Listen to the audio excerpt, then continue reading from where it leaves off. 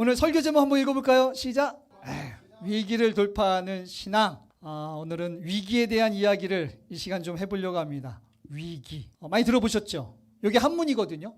한문은 볼 일이 별로 없죠? 이게 이제 한문인데 한문으로 위기를 어떻게 보느냐면 이게 중국에서 넘어온 말인데요. 중국에서는 이 위기를 이렇게 본다고 합니다. 이걸 원어 한문을 살펴보면 이렇게 돼 있어요. 위태로울 위자인데 기는 계기기예요. 위태로운 계기가 아니고 위태로워서 새로운 계기를 맞이한다라고 하는 뜻입니다. 그래서 사실 어려움만 있는 건 아니에요. 위태롭다라고 하는 거는 이게 지금 언제 무너질지 모르는 상황이잖아요. 그런데 그 뒤에는 뭐가 있다? 새로운 계기를 맞이할 수 있는 기회가 있다. 이게 위기의 의미입니다. 그러다 보니까 어떤 말들이 있냐? 이런 말들이 있어. 위기와 기회는 뭐라고요? 똑같이 있는 거예요. 똑같이 있는데 이거를 지금 이 문제를, 이 상황을 위기로 볼 거냐 기회로 볼 거냐는 사람마다 다른 거죠. 사람마다. 인텔 CEO가 이 인텔 CEO인데요. 이게 이제 이분이 원래 연구원으로 이제 입사했다가 그 실력을 인정받아서 CEO까지 가신 분이에요. 이분이 무슨 얘기를 하냐면 이런 얘기를 해요. 역경은 당신에게 생각할 수 없는 것들을 생각하게 해주는 용기를 준대요. 처음에는 그런 생각 못 하는 거예요. 큰일 날까 봐. 그런데 어차피 어려움이 왔으니까 이제 뭔가 해야 되잖아요. 뭔가 하려고 하니 이전에 생각해보지 못했던, 두려웠던, 염려됐던, 걱정된 것들을 이번에 이런 상황에서 이번 계기에 한번 해볼까? 이런 용기가 생긴다라는 거예요. 그래서 이분이 얘기한 게 어떤 얘기를 하냐? 이렇게 얘기합니다. 3류 기업은 위기에 어떻게 됩니까? 파괴돼요. 2류 기업은 위기에 이겨내요. 1류 기업은 위기에 발전된다는 거예요. 그래서 우리 얼마 전에 코로나가 왔잖아요. 그죠? 이거 엄청난 거 아닙니까? 저희가 살면서 이런 거 처음 겪었잖아요. 전 세계적으로 난리가 났죠. 이게 엄청난 위기가 왔는데 이때 이제 이게 다 드러난 거예요. 3류 기업은요. 준비가 돼 있지 않아서 코로나 때 다 망했어요. 근데 2류 기업은요. 코로나 때 어쨌든 견디고 버텨냈죠. 그런데 1류 기업은요. 코로나를 계기로 발전했어요. 그죠? 이게 만약에 우리 코로나 처음 왔을 때 이렇게 오래 갈 줄 알았나요? 그때 저희 교회는 그때 그 필리핀에 가 있었거든요. 그 2월 달인가 그때 처음 터졌을 때. 그래서 필리핀에 가가지고 갑자기 이게 막 인원이 늘어나니까 우리들이 막 그랬어요. 거기 필리핀에 가서 이거 한국에 들어가도 되는 거야? 막 이랬었거든요. 그러더니 딱 들어오자마자 불과 며칠 있다가 갑자기 그 신천지에서 막 빵빵 터져가지고 뭐 대구에 뭐 1000명이 나왔네. 아이고 우리나라 망하는 줄 알았어요. 그래도 그때 무슨 말이 나왔냐면 어쨌든 뭐 바이러스가 이제 날씨 따뜻해지면 약해진다네 이런 말이 있었죠. 금방 사라질 줄 알았는데 웬걸 이게 1년이 지나고 2년이 지나고 나중에 우리나라 코로나 환자가 30만 명까지 갔잖아요. 난리가 났죠. 이렇게 길어질지 몰랐고 이렇게 커질지 몰랐어요. 이게 길어지니까 이 위기 때 어디는 망하고 어디는 겨우겨우 견디고 어디는 이거를 딛고 발전하더라고요. 이런 걸 증명해낸 그 회사가 있는데 거기가 어디냐면요. 대한항공이에요. 대한항공이 처음에 딱 이렇게 코로나가 터졌을 때는 이렇게 길 줄 몰랐으니까 그냥 좀 지나면은 없어지겠지. 코로나 때문에 갑자기 여행이 다 막혔잖아요. 들어오지도 못하고 나가지도 못하니까 비행기가 할 일이 없는 거야. 할 일이. 그러니까 영업 손실이 뭐 쭉쭉 떨어졌죠. 난리가 났어요. 하여튼 우리나라만이 아니고 전 세계적으로 이 항공업체가 다 뭐 여행이고 뭐 다 난리 났어요. 근데 이거 쉽게 해결되지 않을 것 같은데? 라고 생각해서 원래 대한항공은 사람 실어 날리는 데잖아요. 근데 이게 오래 갈 것 같으니까 이래서는 안 되겠다라고 생각해서 고안해낸 게 뭐냐면 사람 싣지 말자. 뭐 싣자? 화물 싣자. 화물.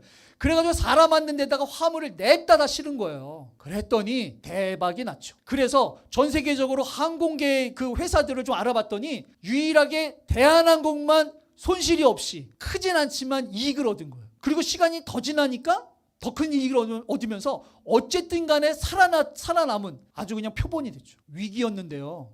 결국 이 위기를 견디고 딛고 발전한 거예요. 이럴 수도 있구나.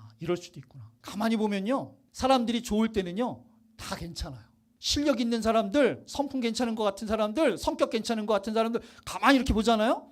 다 괜찮아요. 그런데 언제 항상 좋을 수만 있냐고요. 어려운 일도 오고 생각지 못했던 그런 돌발 상황들도 오잖아요. 그래서 결국에 가만히 보니까 사람이든 기업이든 교회든 결국에는 성공하는 데는 어려움을 어떻게 만들어내느냐, 어떻게 이 어려움을 견뎌내고 발전시키느냐, 아니면 거기서 흔들흔들거려서 망가지느냐에 달려있어요. 동의하십니까? 코로나는 지나갔어요. 이제는 이렇게 어려운 일이 없을 것 같지만 코로나만 힘듭니까? 시간 지나면 별 볼 일 아닌 것도 힘들어지는 게 사람 인생이고 또 교회지 않습니까? 저희 교회가 특별히 지금 사랑 회복을 위해서 달려가고 또 교회의 부흥을 꿈꾸면서 기도하며 나아가고 있는데 어려움들 많이 오겠죠? 예상하지 못한 어려움들이 많이 올 거예요. 저도 여기 이거 일주일 동안 이거 단 공사하면서요, 제 인생에 위기가 왔었어요. 위기가.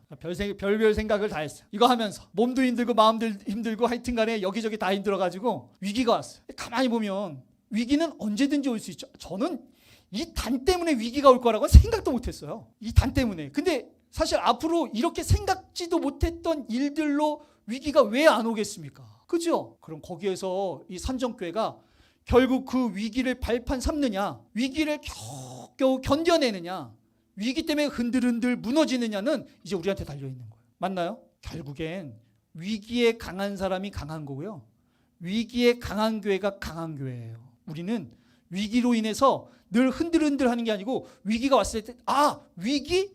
이걸 잘 견뎌내서 버텨내서 뿐만 아니라 발전할 수 있는 저와 여러분 됐으면 좋겠어요. 그래서 위기 얘기하는 거예요. 여러분, 위기관리 능력이 정말 중요합니다. 정말 중요해요. 오늘 본문에 이 위기를 맞은 국가가 나오는데 어느 나라예요? 어디 나라겠어요? 뭘 봐. 볼 게 뭐 있어. 어디 나라 나오겠어요? 이스라엘. 오늘 우리가 볼 나라는 이스라엘입니다. 이스라엘이 어떤 상황이냐? 오늘 본문에 보니까 이스라엘이요, 망했어요. 우리나라도 일제시대 때문에 국권을 빼앗긴 적이 있지 않습니까? 여기 망했어요. 우리나라는 그래도 좀 신사답게 망했는데 여기는 그 당시에 그 바벨론의 느부갓네살 왕으로부터 아주 쑥대밭이 되면서 망했어요. 그래서 어떻게 망했느냐? 이 나라가요, 성전이 파괴될 거라고는 아마 이스라엘 사람들은 상상도 못했을 것 같아요. 왜냐하면 성전은 네 거로 하나님인데, 하나님이 분명히 살아계시고 아브라함으로부터 모세로부터 나 여기 있다, 야 내가 분명히 살아있다, 나는 대충 살아있는 것도 아니고 능력이 신으로 살아있다, 이렇게 엄청 보여주셨잖아요. 그 하나님을 섬기는 성전이 무너진다? 제 생각에는요, 아마 그 사람들 안에 엄청난 혼란이 왔을 것 같아요. 성전이 부서진 것뿐만 아니라 이제는 나라까지 망했어요. 왕이 죽어나가고 포로로 끌려가면서 이스라엘이라고 하는 나라가 역사 속에서 사라지는데, 그냥 나라만 사라진 게 아니고 이제는 마지막엔 포로로 막 끌고 가잖아요. 성전 파괴됐죠. 나라가 사라졌죠. 사람들이 포로로 다 끌려가면서 일터고 뭐고 삶이 다 무너진 거예요. 이 정도면은 어마어마한 위기 아닙니까? 이러면 이 나라가 사라졌어야죠. 또 그러면 이 나라가 섬겼던 종교는 사라졌어야죠. 그런데 놀라운 일이 벌어집니다. 원래는요, 이스라엘 나라가요, 하나님께서 수많은 선지자를 통해서 아무튼 간에 귀가 따갑게 말씀하신 게 있어요. 여러 가지 말씀하셨지만 그 중에 하나가 뭐냐면, 얘들아 제발 나만 좀 섬겨라, 이거였거든요. 하여튼 기회만 되면은 그냥 두리번 거리는 거예요. 어디 신이 진짜 신인가, 어떤 신이 더 괜찮은 신인가, 어떤 신이 좀 더 세련된 신인가, 맨 이거 보면서 두리번 거리니까 하나님께서 내가 여기 있다, 나만 좀 섬겨라, 나밖에 없다, 이거 계속 말씀하셨거든요. 근데 됐어요, 안 됐어요? 나라가 망하는 그 순간까지도 안 됐어요. 그런데 언제 됐느냐? 놀랍게 이 나라가 언제 바뀌었냐면요, 성전이 부서지고 나라가 무너지고 사람의 삶이 다 파괴된 다음에, 그 다음에 이 나라가 달라졌어요. 그 다음부터는요, 이방인들과 상종을 안 해요. 이방 신을 이렇게 쳐다보고 이렇게 두리번거린 게 아니고 아예 이방인들하고는 상종을 안 하는 나라로 바뀌었어요. 이 이후로. 뿐만 아니라 이 이후로요, 이 나라가 온전히 하나님만 섬기겠다고 막 바리새인이 나오고 제사장들이 목숨을 걸고 제사를 드리는 나라로 바뀌었어요. 그래서 예수님 때는요, 너무 하나님만 섬기니까 제발 좀 이웃도 네 몸처럼 좀 사랑하라고 얘기할 정도로 그렇게 하나님을 온전히 섬기는 나라로 바뀌었다니까요. 언제? 나라가 망하고 성전이 부서지고 삶이 다 파괴된 다음에. 그때의 이 나라가 지금도 존재하지 않습니까? 그때의 이 종교가 지금 우리도 섬기고 있지 않습니까? 놀랍죠? 이 정도 위기면 사라지고도 남을 법한데 도대체 뭐가 있었길래 이 나라가 이후에 다시 나타나고 그 종교가 지금 전 세계적으로 가장 많은 사람들이 섬기고 있는 종교가 됐을까? 오늘 이 상황을 봤을 때 예레미야가 이 상황 속에서 조언한 게 있었어요. 니네들 이렇게 해라. 딱 보니까 그렇게 하면 될 것 같더라고. 그렇게 하면 위기가 결국에는 기회가 돼서 완전히 트랜스포메이션하는, 완전히 바뀌는 거예요. 완전히 뒤바뀌는 거예요. 우리 선정교회가 앞으로 수많은 위기를 겪을 텐데 이때 예레미야가 했던 조언들을 우리가 잘 들어보고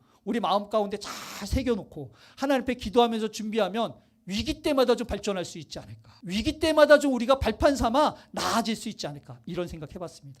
우리가 잘 들어보고요. 위기 때 강한 선정교회 됐으면 좋겠습니다. 이때 배경을 좀 살펴보면요. 야, 이스라엘이 망했어요. 안 망할 줄 알았거든요. 끝까지. 야, 그래도 하나님이 지켜주시는데 아니 어떻게 이스라엘이 망해. 안 망할 줄 알았어요.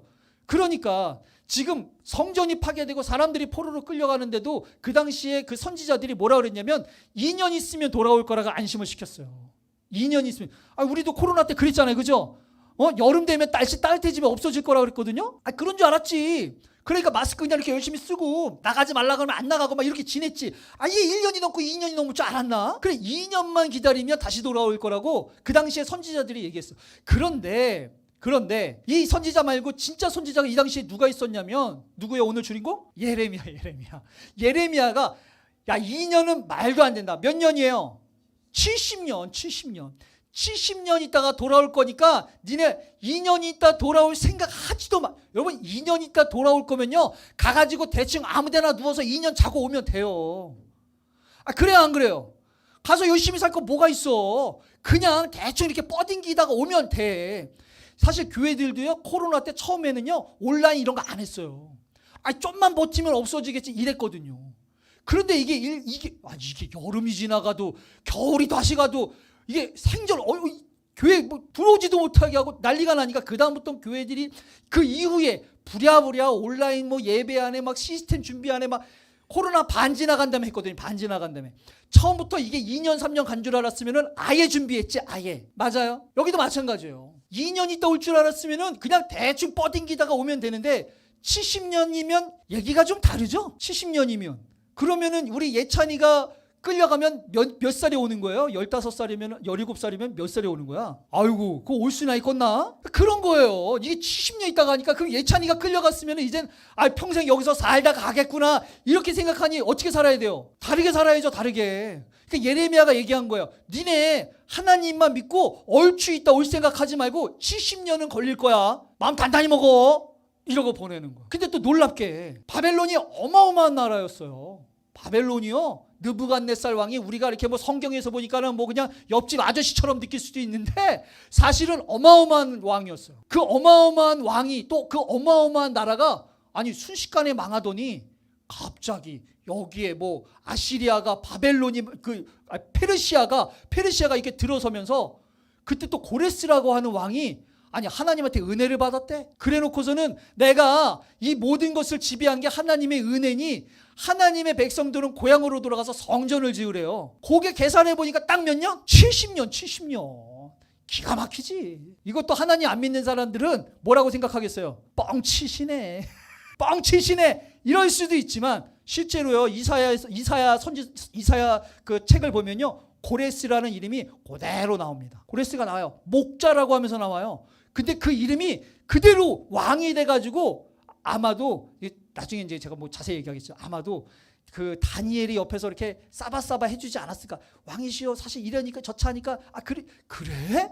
야 이게 우연이 아닌가 보네 이러면서 보내지 않았을까. 어쨌든 고레스가 갑자기 하나님이 이 나라를 자기한테 다 줬다고 믿고 이스라엘 백성 돌아가라는 거예요. 70년 만에 진짜 돌아간 거예요.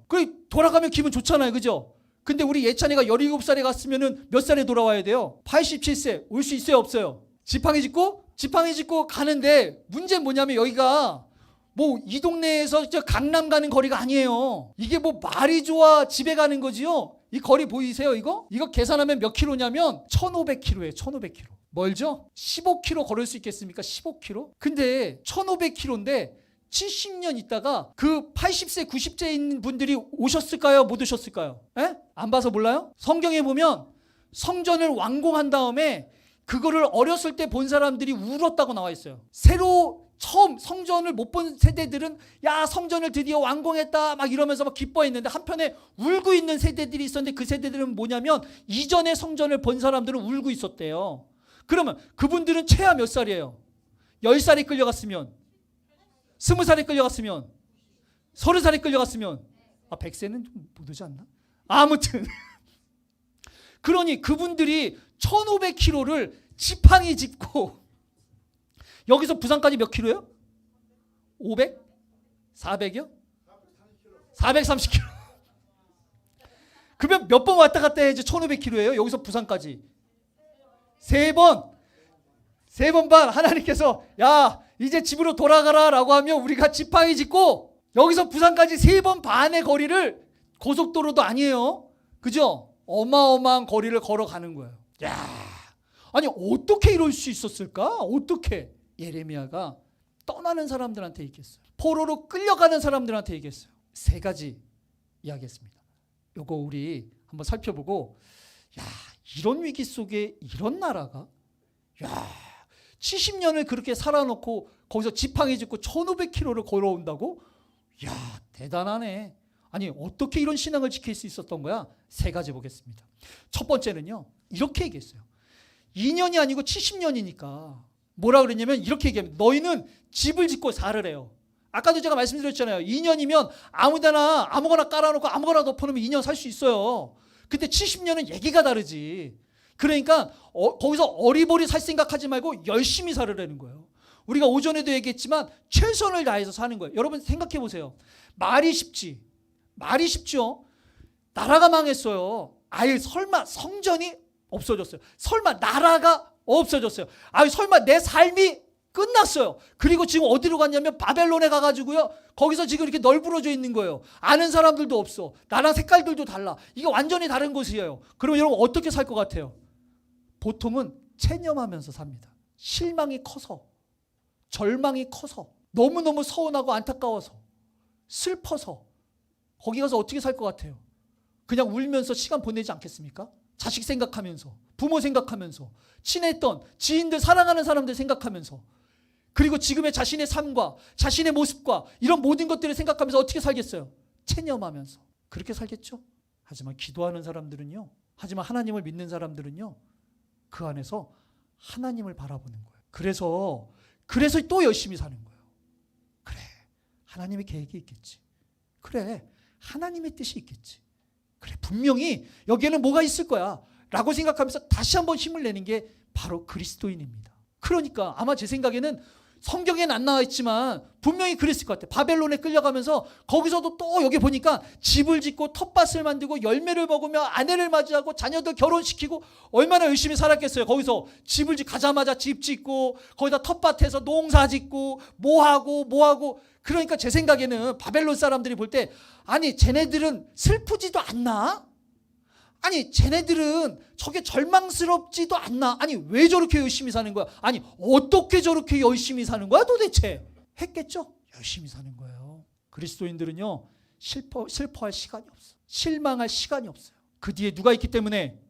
하나님이 있기 때문에. 그래서 슬픈 일이 있어도, 실망스러운 일이 있어도, 내 마음에 정말 안타까운 일이 있어도 그래도 다시 일어나가지고 열심히 사는 게 그리스도입니다. 누군지 아십니까? 잡스. 뭐 만들었어요? 애플을 만들었어요. 그 창업했죠? 어마어마하죠. 지금은 어마어마하죠. 본인이 이걸 딱 만들어 놓고 대박을 냈어요. 이미 대박을 냈어요. 그랬는데 10년 만에 잘린 거 아세요? 본인이 창업한 회사에 10년 있다 쫓겨났어요.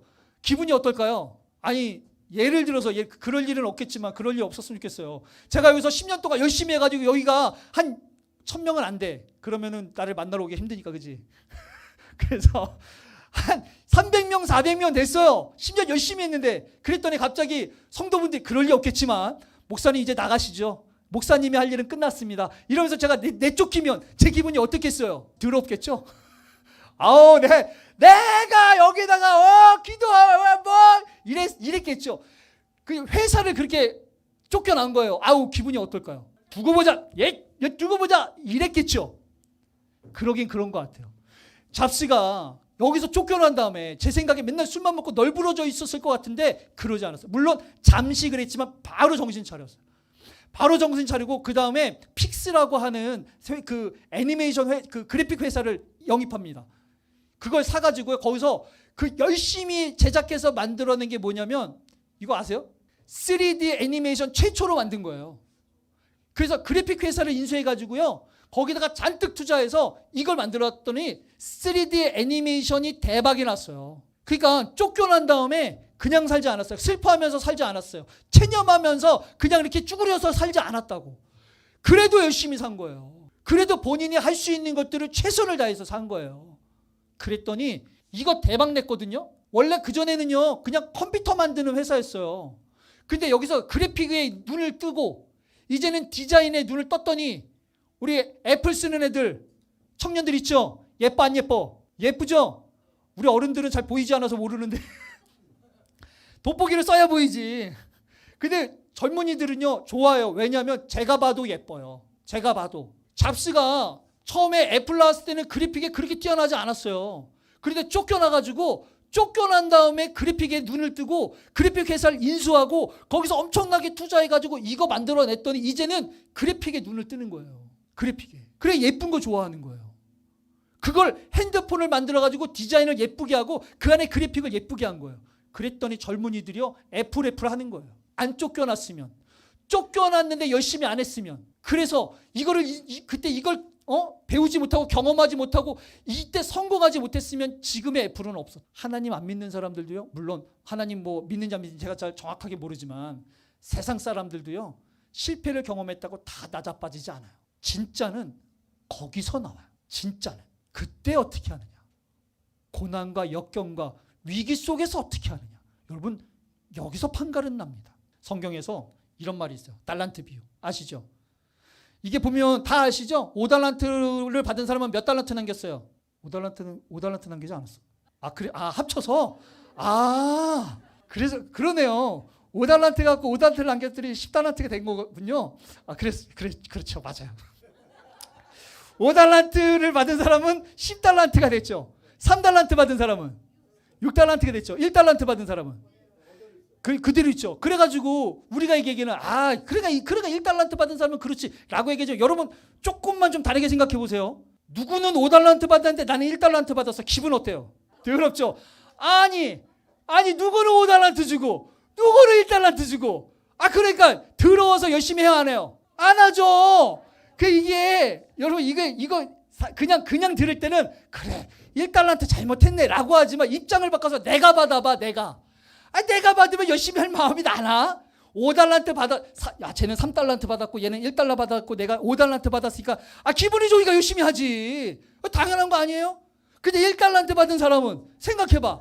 쟤는 5달란트 받았고 얘는 3달란트 받았는데 그러면 나는 비슷하게도 줘야 되는 거 아닌가? 애들이 1달란트 줬어. 더럽고 치사해서 나 안 해! 이러고 땅에다 박아놓은 거 아니겠어요? 그럴 수 있잖아요. 그죠? 이제 5개 중에 하나 잃어버려도 되는데 1개가 있다가 1개 잃어버리면 큰일 나니까. 성경에 보니까 뭐라 그랬냐면 이렇게 얘기했어요. 악하고 게으른 종이라고. 그죠? 그래서 제가 그런 얘기 많이 했지만 아침에도 얘기했어요. 잘하는 사람, 최고인 사람들이 일하는 것이 기본적으로 우리들이 가지고 있지만 여러분 성경은 그렇지 않습니다. 그죠?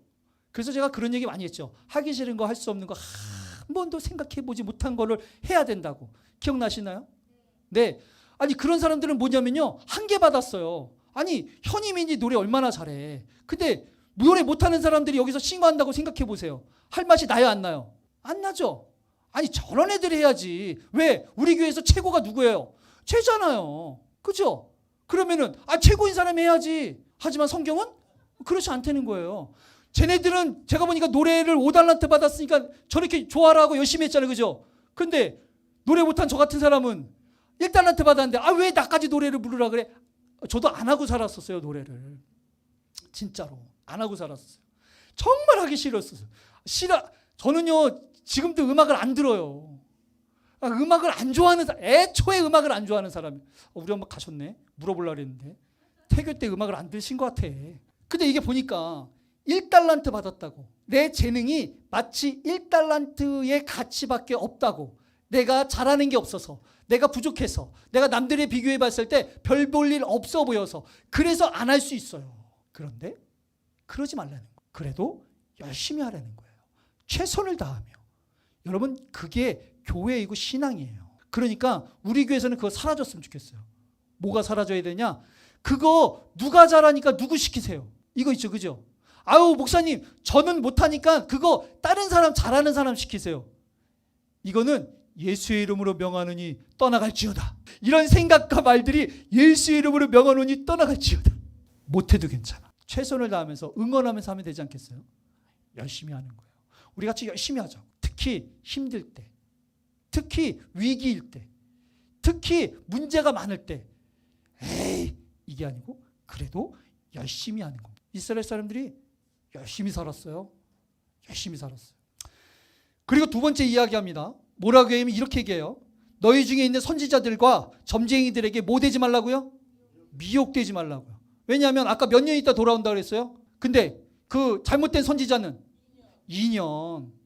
그러니까 이런 데 가면요 유언비어 뭐 거짓 뉴스 뭐 이런 얘기 많이 하잖아요. 이게 막 돌아다녀요. 특히 가만히 보세요. 힘들고 어렵고 위기일 때는요 더 많이 돌아다녀요. 맞죠? 코로나 때 뭐 뭘 먹으면 된다고 해서 뭐 이상한 데 막 먹고 그랬잖아요. 그죠?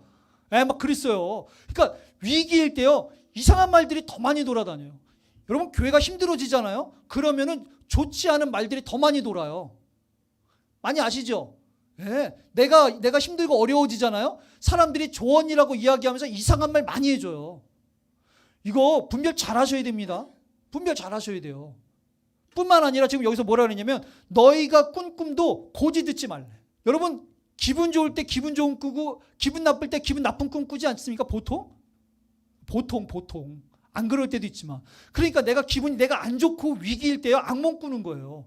그러니까 악몽 꾸니까 뭐라 그러냐면 겁봐 내가 이런 꿈 꿨는데 난 죽을 거야 이런 데니까요. 그죠? 그래서 이럴 때일수록 분별 잘해야 돼요. 이럴 때일수록 남의 말을 잘 분별해서 들어야 되고 이럴 때일수록 내 안의 감정과 내 안의 생각에 대해서 분별 잘 하셔야 돼. 안 좋은 거 하나님께서 원하지 않는 걸로 흔들흔들 미혹되면 안 된다는 거예요. 르호보암입니다. 여러분 이스라엘이라는 나라가 물론 사울이 첫 번째 왕이지만 제대로 된 나라는 다윗 때부터 아닙니까? 맞죠? 다윗 때요 어마어마했어요. 사울 때는 뭐 저번에도 말씀드렸지만 싸우려고 그랬는데 칼도 없어가지고 몽댕이 들고 다니고 그랬어요. 근데 이제 다윗이 왕이 됐을 때는요 블레셋도 꼼짝 못했어요. 블레셋도 엄청 센 나라가 된 거예요. 주변 나라에게 조공을 받았어요. 이제는 이 다윗의 나라에 대적할 나라들이 주변에 없었어요. 거기다가 이 아들이 누구예요? 다윗의 아들 솔로몬은요 더 했어요. 다윗의 사실은 하나님께서 아브라함에게 약속한 땅이 있었거든요. 가나안 땅. 그죠? 이 돈 땅을 내가 너한테 주리라. 이거요 다윗이 다 못했어요. 이거 누가 했냐면 솔로몬이 했어요. 솔로몬이 그거를 다 정복해. 다윗보다 더 정복했어요. 그리고 솔로몬 때요 머리 좋잖아요. 왜? 지혜왕이잖아요. 돈 많이 벌었어요. 돈 많이 벌고 그 나라를 아주 부강하게 만들었어요. 그래서 망하긴 했지만 어쨌든 엄청 부강하게 만들었어요. 정말 다른 나라들이 정말 넘보지 못할 나라가 드디어 된 거예요. 소문이 났으니까 에티오피아에서 여왕이 와가지고 막 이렇게 만나보고 이랬잖아요. 대단한 나라가 됐는데 이 대단한 나라가 아들 때 망하잖아요. 아들 때 나라가 갈라져요. 그 아들이 누구예요? 르호보암이에요. 아니 다윗의 나라가 솔로몬의 나라가 어떻게 이렇게 쉽게 갈라지냐고. 계기가 있었거든요. 물론 이 원초적인 계기는 솔로몬 때 하나님 앞에 실수한 것 때문에 얘기를 들었지만 결국 이렇게 그 결과가 만들어진 건 르호보암 때거든요. 솔로몬이 죽고 솔로몬이 건축 엄청 많이 했어요. 솔로몬이 아무튼 간에 뭐 성벽이고 뭐 무기고고 뭐 거기 성전도 만들었고 뭐 하여튼 건축 엄청 많이 했어요. 보통 나라 부강하게 하는 사람들은 건축 좋아해. 이거 엄청 했거든요. 돈 많이 들죠. 사람들 다 그거 갖고 노예는 아니지만 노역하죠. 이러니까 엄청 힘든 거예요. 엄청 힘들게 살았어. 솔로몬이 죽으니까 이제 세금도 좀 줄이고 노역도 좀 줄이자고 사람들이 열지파가 찾아와가지고 얘기한 거예요. 이거 너무 힘드니까 좀 줄여달라고. 우리 좀 숨 좀 쉬면서 삽시다. 이러면서 이제 르호보암한테 찾아왔어요. 르호보암이 이제 왕이 된 지 얼마 안 됐으니까 이걸 어떡하지 고민하다가 이걸 사람들한테 이제 이렇게 물어보러 간 거예요. 솔로몬을 섬겼던 장로님들한테 갔어요. 가가지고 물어본 거예요. 2차 저차인데 어떻게 했으면 좋겠습니까? 그대로 좀 해주세요. 왜냐면 지금 솔로몬 어마어마한 왕이 죽었고 입지가 불안하잖아. 그리고 좀 달래가면서 가야지. 그리고 고생 많이 했으니까 이제 좀 이렇게 풀어주면서 가면 왕처럼 섬길 겁니다. 이렇게 얘기했거든요. 근데 이게 르호보암이 들으니까 기분이 좋아요, 안 좋아요? 왜 안 좋아요? 이게 아버지 섬기는 걸 봤잖아요. 어마어마하게 섬긴 걸 봤거든요. 그러니까 얼마나 떵떵거리면서 살았겠어요. 아빠가. 그 자기도 이왕이면 왕 됐을 때 그렇게 왕 되길 바랬겠죠. 근데 이 사람들이 내가 왕이 되자마자 지금 이렇게 얘기하니 자기가 손해보는 것 같잖아요. 자기가 원하는 대답이 아닌 거예요. 그러니까 누구한테 가요? 친구들한테 가요. 어차피 질문을 하지만 요즘 세대들이 이런 얘기하죠. 답정너. 답은 정해져 있으니까 너는 대답만 해. 이거 답은 정해져 있으니까 대답만 해. 하나님의 말씀이요? 마음이 상하잖아요. 마음에 강팍한 마음이 들어오잖아요. 서운하고 하나님 앞에 내가 내 안에 내 영혼에 강팍하고 서운한 마음들, 상처받은 마음들 들어오잖아요. 그 다음부터 물어봐요. 어떻게 했으면 좋겠냐고. 많이 들어보셨죠? 가만히 얘기해 보면요, 답정너야. 답은 정해져 있으니까 너는 내가 원하는 대답만 해. 이거예요. 괜히 입 바른 소리 했다가는 내가 이렇지 않았어라고 하면서 승질내면서 간다니까요. 지금 르호보암이 그런 거야. 그러니까 장로님들이 좋은 말 했는데 본인이 원하는 대답이 아니니까 친구들한테 가가지고 내가 원하는 대답 하라 이거지. 친구들이 얘기했죠. 야, 너 깔보는 거야. 너 깔보는 거야. 아빠가 그렇게 했으면 넌 더 세게 한다고 얘기해. 그래야지 사람들이 너 무서운 줄 알고 그렇게 하지. 이렇게 얘기했죠. 그랬더니 어떻게 됐냐면 이게 계기로 나라가 결국에는 갈라지게 됩니다. 조언을 잘 들었으면, 본인이 듣고 싶은 말에 미혹되지 않았으면, 하나님께서 원하시는 말에 귀 기울였다면 어쩌면 이 나라는 좀 더 건강하게 가지 않았을까. 아쉬움이 있어요. 여러분, 우리가 힘들 때 미혹되지 말아야 돼요. 힘들고 어려울 때, 마음이 상할 때, 마음이 불안할 때, 상처되고 서운할 때, 그때 더 정신 차려가지고 좋은 말에 귀 기울일 수 있어야 돼요. 가룟 유다입니다. 가룟 유다가 원래 예수님을 팔려고 한 것 같지는 않아요. 그런데 본인이 원하던 예수님의 상이 있었거든요. 아시죠? 예수님이 본인들이 원할 때는 이스라엘의 다윗 같은 왕이 될 줄 알았어요. 그러니까 누가 오른편에 앉네, 누가 왼편에 앉네, 지들끼리 싸우고, 지들이라면 안 되지. 예수님의 제자들이 막 서로 싸우고 막 이랬거든요. 그러니까 본인들이 생각했었던 예수님의 어떤 메시아의 상이 있었어요. 근데 가룟 유다가 보니까 이거 암만 해도 아닌 것 같은 거야. 아닌 것 같은 거야. 본인이 생각했던. 그러니까 이 마음에 어쨌든 실망감이 있고, 어쨌든 이 마음에 좋지 않은 마음들이 딱 들어오니까 사단이 뭘 넣어줘요? 예수님을 팔려고 하는 생각을 딱 넣어줘요. 이게 생각이 한번 딱 들어오면요, 쉽게 이거를 뿌리치기가 힘들어. 맞죠? 희한하게 안 좋은 말들은 더 강하게 남는 것 같아. 좋은 말들은 별로 잘 안 남는데 안 좋은 말들은 희한하게 더 많이 남는 것 같아. 그래서 곧 씹어보고 묵상하고 또 묵상하고 이러면서 가는 거죠. 가룟 유다가 막 속삭이지 않았어요. 가가지고 가룟 유다야, 그래도 예수님을 팔아야 되지 않겠니? 이런 거 안 했어요. 그냥 생각을 하나 띡 던져놨더니 가룟 유다가 이거에 홀라당 넘어가가지고 예수님이 몇 번 기회를 줬거든요. 소용없어요. 한번 생각이 딱 자리 잡히니까 가는 거예요. 한번 미혹이 딱 되니까 가는 거예요. 답이 없어요. 그래서 성경에 보니까 뭐라고 돼 있냐면 이렇게 돼 있어요. 한번 읽어볼까요? 시작. 이게 위기 때 이런 얘기를 하는 건데 보세요. 아무것도 염려하지 마라. 아무것도 염려하지 말라고 하면 염려가 돼야 안 돼요? 되죠. 성경에서 염려하지 마라. 아멘. 이래가지고 염려 안 되면 신앙생활 얼마나 쉬워. 근데 염려가 어떻게 안 돼. 그러니까 여기에 이렇게 돼 있어요. 아무것도 염려하지 말고 되겠지만 그래도 노력을 하라는 거야. 그래서 그냥 염려하지 마라 이러면은 이게 좀 답이 없는데 여기다가 이제 해결책을 줬어요. 뭐라고 돼 있냐면 다만 모든 일에 기도와 간구로 하되 너희 구할 것을 뭐로 하라고요? 감사함으로. 여러분, 감사가 하나님의 능력을 경험할 수 있는 키입니다. 키예요. 내가 염려하지 말아야지 한다고 해서 염려가 안 되는 거 아니지만 여러분 계속 감사해 보시기 바랍니다. 그래도 감사하고 감사할 것들을 계속 찾아가면서 내가 마음에는 감사하지 않는데 입이라도 내가 계속 감사하려고 노력하다 보면 어느 순간 진짜 감사하게 되고요. 감사가 진짜 내 마음에 되니까 염려가 끊겨요. 경험해 보신 적 있으신가요? 없어요? 해보세요. 여기 보니까 이렇게 돼 있어요. 보세요. 염려가 쉽게 끊기지 않는데 감사하라는 거예요. 왜 감사하면 염려가 끊기냐면 그 밑에 답이 있어요. 이렇게 돼 있어요.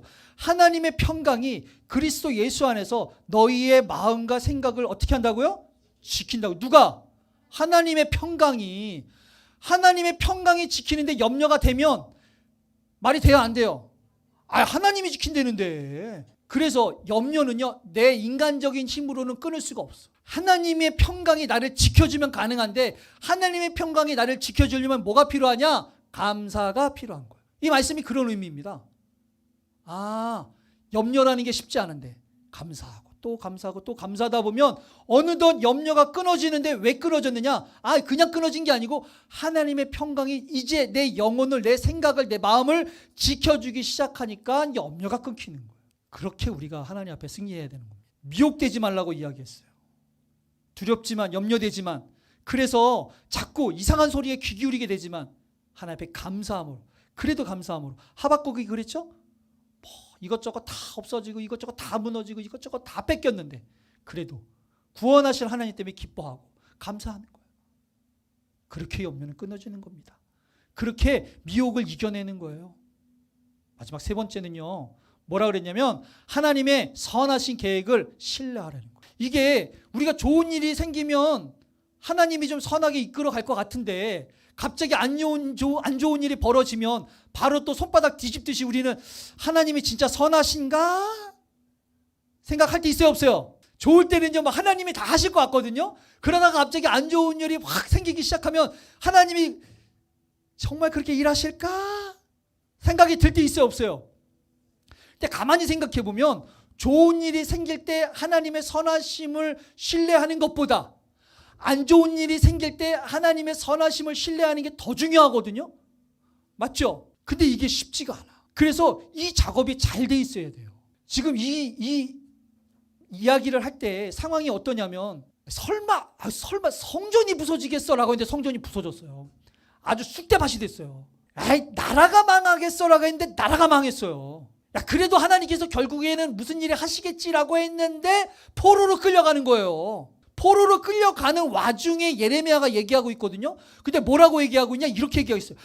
여호와의 말씀이니라 너희를 향한 나의 생각은 내가 아는데 뭐라고요? 평안이래요. 뭐가 아니래요? 성전이 파괴됐고 나라가 망가고 삶이 없어져서 포로로 끌려가고 있는데 이게 재앙이 아니고 뭐래요? 제 생각에는 누가 돌을 던지지 않았을까? 누가 돌을 던지지 않았어. 이 정도면 괜히 성질 긁는 것 같은 거 있잖아요. 여러분 한번 생각해 보세요. 여러분 삶에 완전히 이렇게 무너졌어. 근데 제가 가가지고 권사님 그건요 재앙이 아니고 평안이에요. 그러면 아마 제 생각엔 목사님 모르는 소리 하지 마세요. 이러지 않겠어요? 제가 당해봤거든요. 이거 제가 개척해가지고요. 제가 사기당한 6,500만 원을 사기당한 적이 있어요. 정말 믿는 사람한테. 제가 교회를 이렇게 막 했는데 교회가 다 떠나고 저희 가족만 남은 적이 있었어요. 사람들이 위로해 주는 거예요. 그래도 하나님의 선한 뜻이 있겠지. 네가 날 몰라서 그렇지 그거야. 이게 나와요. 이게 어느 정도 힘들어야 아멘 기도하겠습니다 이러지. 이게 여기까지 가면요 들리지도 않아. 해봐야 알아요. 해봐야. 그 와중에 무슨 하나님의 평안 같은 소리 진짜. 야 지금 죽겠는데. 이게 지금 생각해 보세요. 맨날 바라보면서 저기서 제사를 드렸던 성전이 다 부서지고 나라가 사라져서 지금 그 왕들이 끌려가고 막 다 죽어나가고 있고, 나는 지금 포로로 끌려가면서 우리 가족은 어디에 있는지, 내 부모는 죽었는지 살았는지 모르면서 막 포로로 끌려가고 있는데, 이게 지금 하나님께서 이야기하는 게 재앙이 아니고 평안이라 하니, 이게 지금 하나님의 선한 계획 속에 들어있다 하니, 이거 쉽지 않지. 근데 그리스도인들은 그걸 믿는 거예요. 포로로 끌려가는데 하나님을 예배할 장소가 없고 나를 보호할 나라가 없고 이제는 사랑하는 사람들과 헤어져서 아무것도 없이 모르는 나라에 포로로 끌려가고 있는데 재앙이 아니고 하나님의 평안이라. 이것이 바로 하나님의 선한 계획하심의 하나님의 계획이라.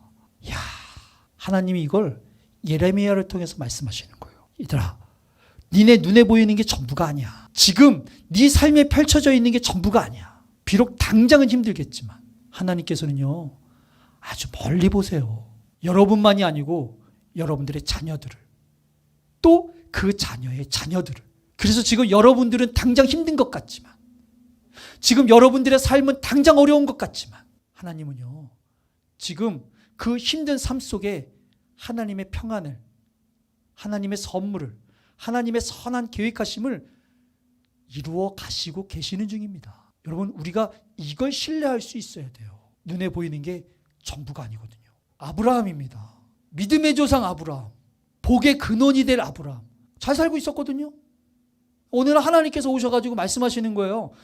너는 너의 고향과 친척과 아버지의 집을 떠나서 내가 보여줄 땅으로 가래요. 이때가 어디였냐면 이스라엘 위에 아람이라고 하는 하란에 살고 있었거든요.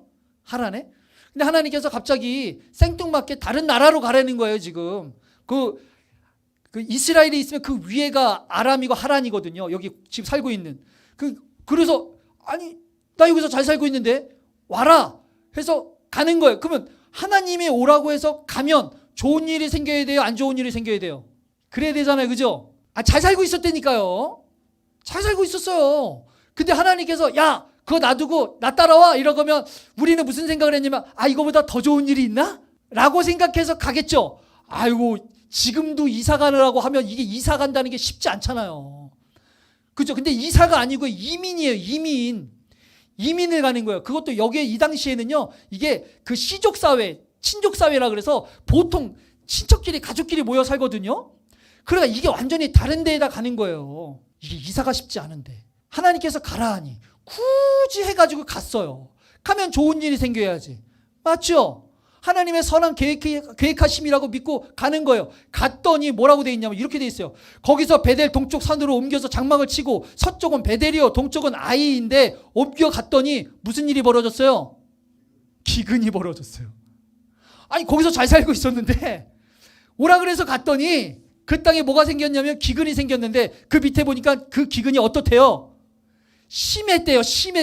그러니까 그냥 기근도 아니야. 심한 거예요. 그래서 살 수가 없게 됐어요. 이게 말이 됩니까 이게? 우리 같았으면 어떻게 했어요? 아니 하나님 잘 살고 있는데 왜 굳이 나를 왜 끌고 오신 거예요 도대체? 그래가지고 살 수가 없으니까 아브라함이 기근이 심한데 어떻게 살아? 살 수가 없으니까 어디로 갔냐면 그 너머로 좀 더 올라가면 어디가 있냐면 애굽이 있어요. 그래서 애굽으로 갔어요. 애굽으로 갔더니 사람들 눈초리가 심상치 않아요. 여러분 애굽은 아프리카입니다. 아프리카 색깔이 다르죠?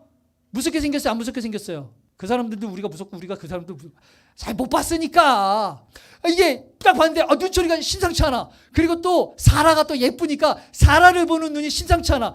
야 내가 가만히 잘 살고 있는데 하나님께서 오라 그래가지고 갔더니 웬걸 기근인데 심해서 살 수가 없는 거야. 그래가지고 살만한 곳으로 갔더니 사람들 눈초리가 아주 그냥 매서워서 야 이거 잘못하면 죽을 수도 있겠는데 라고 하는 곳으로 간 거예요. 그러니까 거기서 사라한테 야 너 내 분이라고 했다가 나 죽이고 너 끌고 갈 것 같으니 동생이라 하라고. 얼마나 무서웠으면 그렇게 얘기를 했겠어요. 믿음의 조상 아브라함이. 야 하나님이 가라 그랬는데 분명히 거기에는 재앙이 아니고 평안일 텐데. 근데 가보니까 우리의 눈으로는 평안으로 보여요? 재앙으로 보여요? 재앙으로 보여요. 재앙으로. 근데 이걸 당장은 재앙 같지만 길게 보니까 결국 재앙이 돼요? 평안이 돼요? 평안이 돼요. 우리가 못 기다리는 거야. 우리가. 하나님은요 다 계획이 있으세요. 믿으십니까? 아니 하나님은요 다 계획이 있어요. 그 영화에서도 나왔잖아요. 야 아들 너는 다 계획이 있구나 뭐 이런 거 있잖아요. 다 계획이 있어. 다 계획이 있어. 우리가 성격이 급해서, 우리가 안목이 좁아서, 우리가 불안하고 염려되니까, 우리가 그러니까 마치 지금 당장 이게 재앙처럼 막 갈 것 같은데 하나님은 평안이라고 말씀하시는 거예요. 그래서 여러분 힘들고 어려울 때 위기는 항상 찾아옵니다. 그 위기가 고난 속에서 우리가 절대로 놓치지 말아야 될 게 있는데 그게 뭐냐면 그래도 하나님은 선하게 이끌어 가실 거야. 결국에는 하나님께서 하나님이 원하시는 선한 열매를 맺으실 거야. 지금 당장은 재앙 같지만 이게 막 더 재앙으로 막 치솟아 갈 것 같지만 그래도 결국엔 하나님께서 선하게 인도하실 테니 조금만 하나님을 믿고 조금만 하나님 앞에 감사하면서 조금만 하나님 앞에 견디며 살아가면 결국에는 하나님께서 준비해 놓은 그 평안을 경험하면서 살아갈 수 있지 않겠습니까? 우리 산정교회가 그랬으면 좋겠어요. 많은 위기들이 있겠죠. 예상치 못한 많은 문제들이 발생되겠죠. 생각하지 못한 곳에서 여기저기서 우리를 불안하게 하고 염려되는 일들이 벌어지겠죠.